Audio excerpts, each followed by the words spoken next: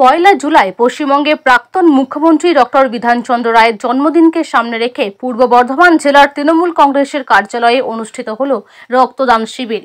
এই রক্তদানে বর্ধমান শহরে বিভিন্ন ওয়ার্ড থেকে রক্ত দিতে এসেছিলেন মহিলা তৃণমূল কংগ্রেসের কর্মীরা।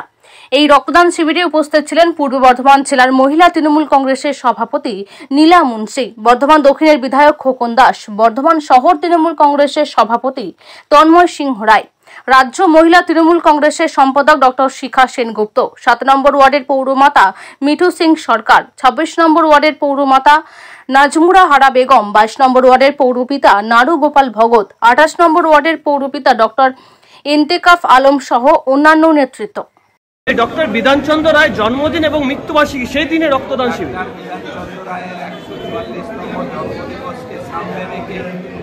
এবং আমাদের শহীদের 21শে জুলাই আমাদের সমাবেশ তার সামনে রেখে রাজ্য তৃণমূল মহিলা সভানেত্রী চন্দ্রিমা ভট্টাচার্যের নির্দেশ অনুযায়ী গোটা বাংলা জুড়ে মহিলা তৃণমূল কংগ্রেস সভানেত্রীরা রক্তদান শিবির করছে। আমাদের নবনির্বাচিত বর্ধমান জেলা পূর্বের মহিলা সভানেত্রী নীলা মুন্সির উদ্যোগে আমাদের জেলা পার্টি অফিসে আজকে মহিলাদের স্বেচ্ছায় রক্তদান শিবির চলছে। এই শিবিরে 70 থেকে 80 জন মহিলারা আজকে রক্তদান গোটা 35টা ওয়ার্ড জুড়ে কিন্তু রক্তদান শিবির। তার চলছে, এটাও আবার দলের কর্মসূচি, সেটা সফল করানো হচ্ছে। কাদের উদ্যোগে রক্তদান শিবির? কাদের উদ্যোগে?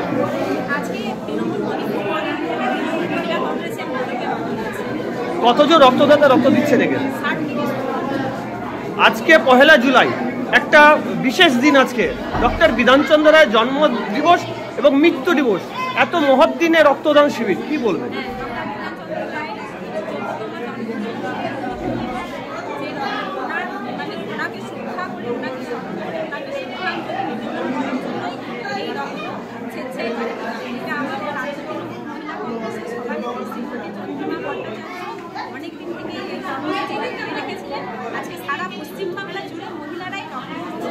আজকে বর্ধমান জেলা থেকে কোন কোন জায়গা থেকে এসেছেন রক্ত দিতে?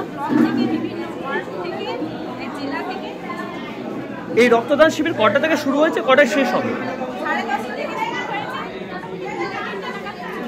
এই রক্তদান শিবিরে কাদেরকে পেয়েছিলেন অতিথি হিসাবে?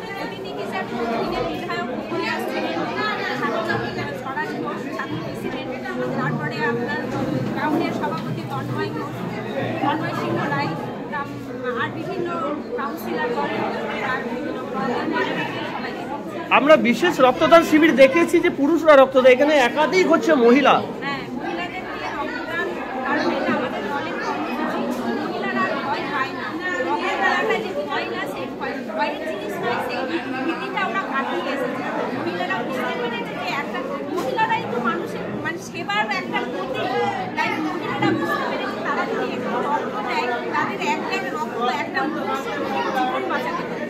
আপনার নাম?